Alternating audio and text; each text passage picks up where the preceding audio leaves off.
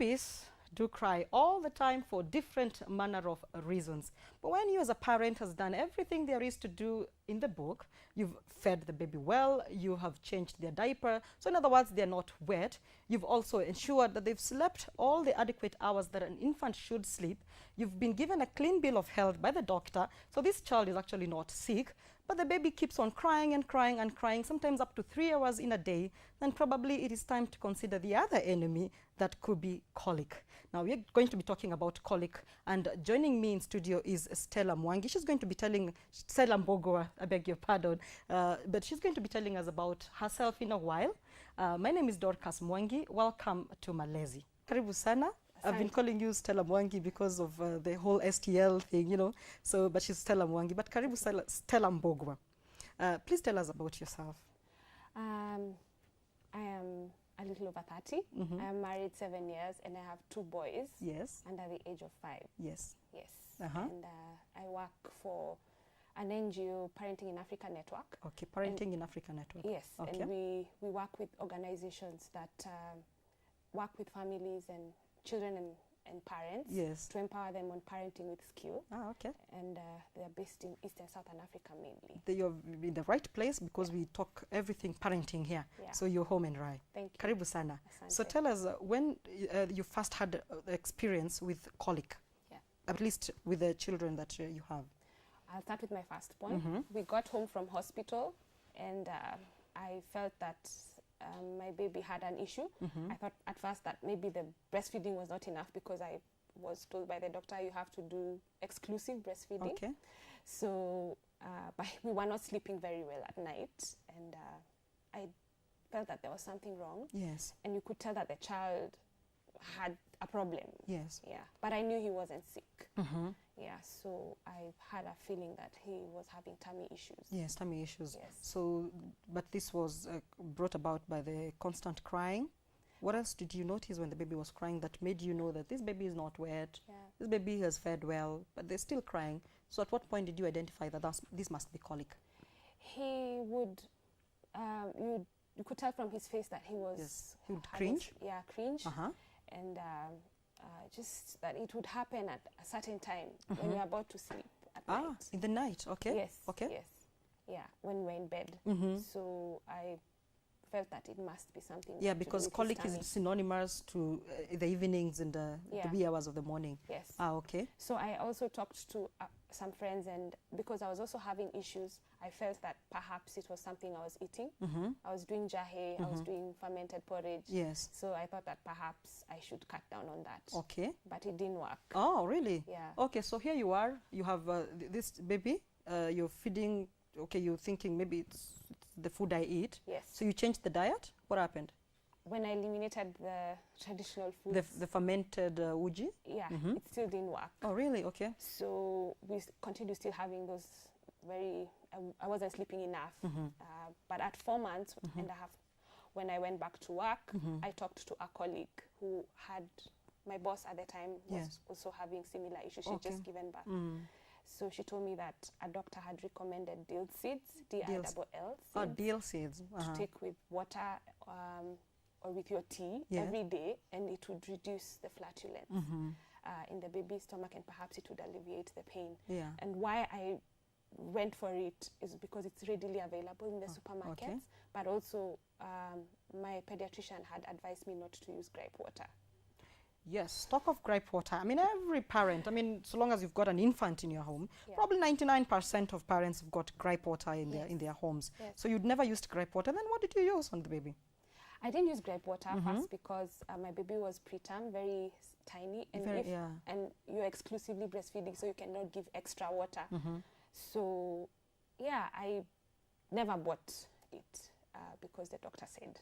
Because the doctor said. We just survived. Yeah, you just survived. Yeah, and when I started taking the dill seeds with water, it reduced my tummy issues also, and I felt that the baby was sleeping better, and things improved within a day or two. Look at that. Yeah. So now, when you don't have flatulence issues, then the baby is also does not experience a flatulence. Yes. But when you experience flatulence, the baby automatically experiences flatulence. Yes. That's interesting. Yeah. So now, dill seeds. What else did you do? Maybe did you did you use the traditional method, like, for example, by calling your mother-in-law to help you with the baby?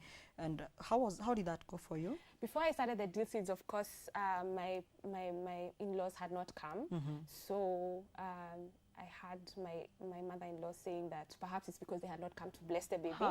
So they came from Nakuru and they tema mate on the baby, bless the baby, give money. Purely traditional way of doing things. Yes.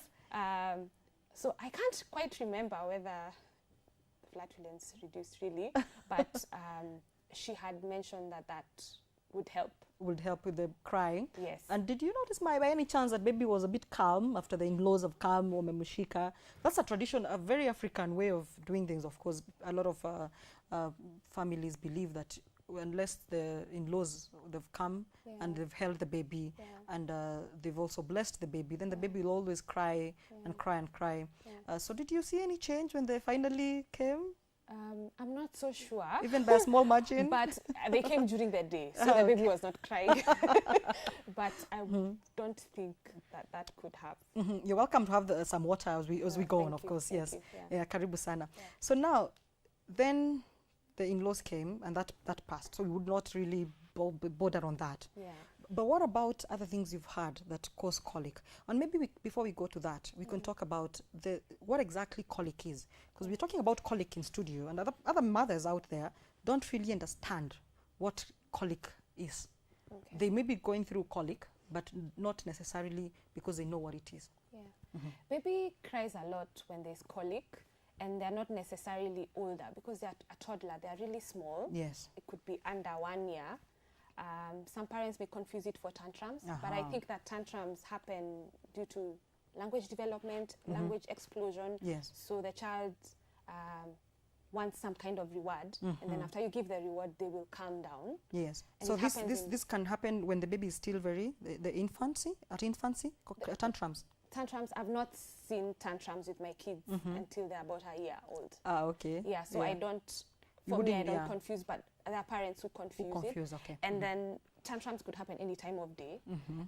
Colic happens only at night or when you're about to sleep. So, and the tantrums are more of the child wants some kind of reward. They're not necessarily in pain. Yes. But they may hit the wall and maybe feel pain after. Okay. And then colic is more, you can feel that the child is feeling some form of pain from inside. So they maybe cringe. The fists are sort of clenched. Yeah, so you can know there's something seriously wrong. But with tantrums, they just come and fade. Yeah. And of course, that happens when you've done everything else, just like I said already. Yes. You've fed the baby well, they have slept well, and they've already been given a clean bill of health by the doctor, but they still keep on crying. So that's the time maybe you can probably identify that as colic. Okay, so what about your other baby? Did you experience the same colic? Now, because my second born was born 2.5 years later, 2 to 3.5 years later. We haven't experienced any colic because now I knew about the deal. So in fact, from when I started using deal, I've never stopped using deal for my own. For your own use, actually, for your own, Yeah, because sometimes when I take milk, I have issues with my tummy. Yeah, lactose. You're lactose intolerant. I could be. So it's really helped me. So with my second born, who's now a year and 1 month. Yes. He's not experienced any colic. Oh, okay. Yeah, and we are not using right water. Or is it that you're more experienced now because especially newborn mothers are very traumatized when the baby keeps on crying and crying. But by this time you already know what to do. There's a few things that you say you're already taking deal. So is experience maybe I think so. Also, and then with the second baby, I'm able to bap the baby. Yes. So you remember. But with the first one, perhaps I would forget. Yes. And then now, more experience, and this baby is more calm. Yes. So also maybe I'm not as stressed as I was with the first baby. So the pregnancy and even the experience with the child has been easier. Yeah. Talking about bapping. Yeah.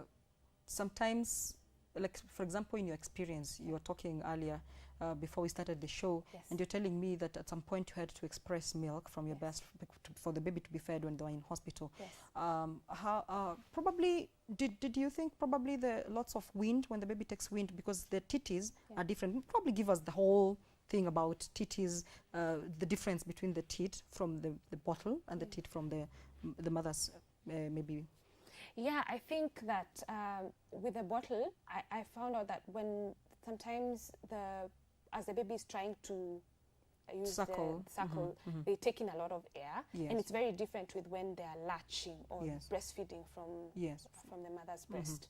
So I realized that also the posture that you use to breastfeed the baby can really assist in reducing colic. But that I got from the internet. I wasn't told by anyone, not my mother, not the nurse, not the doctor. So I had to find it out on my own. Yes. So as I improved on posture and latching, of course the baby takes in when you say air. posture, what do you mean? Like, because we all know you put the baby to your breast and breastfeed. Yes. So at the point where the baby is able to sit up, you can Google, but also you can put the child on your lap, on your thigh, and have them face you, and then they breastfeed from an upright position. That way they're not taking a lot of air while breastfeeding, and it actually minimizes significantly. Okay, and that helps, of course. Less wind coming in means less flatulence, and of course lots of comfort for the baby. Yes. Oh, okay. That's good. You've heard about other myths out there, like for example, you were actually joking and you're talking about in Kikuyu they call it gethemengo, in Luya they call it chira. I mean, when I say chira, actually almost everyone else have heard about it. It's like your Kikuyu, your vocabulary, the vocabulary that's almost now common to almost every Kenyan. So chira is actually known by a lot of parents. Have you ever heard of these things? Yeah, I've heard of it. You can be walking with your child or someone, a neighbor comes or something, and they have a bad eye.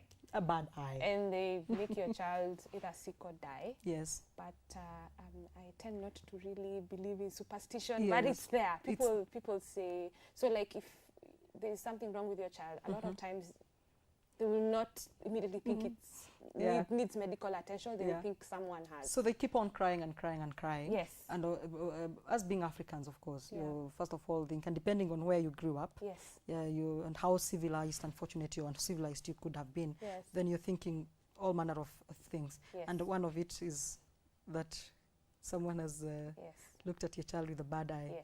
Very interesting things that we as mothers go through. Okay, we're going to take a short break. When we come back, we'll be talking more about colic. Stay with us.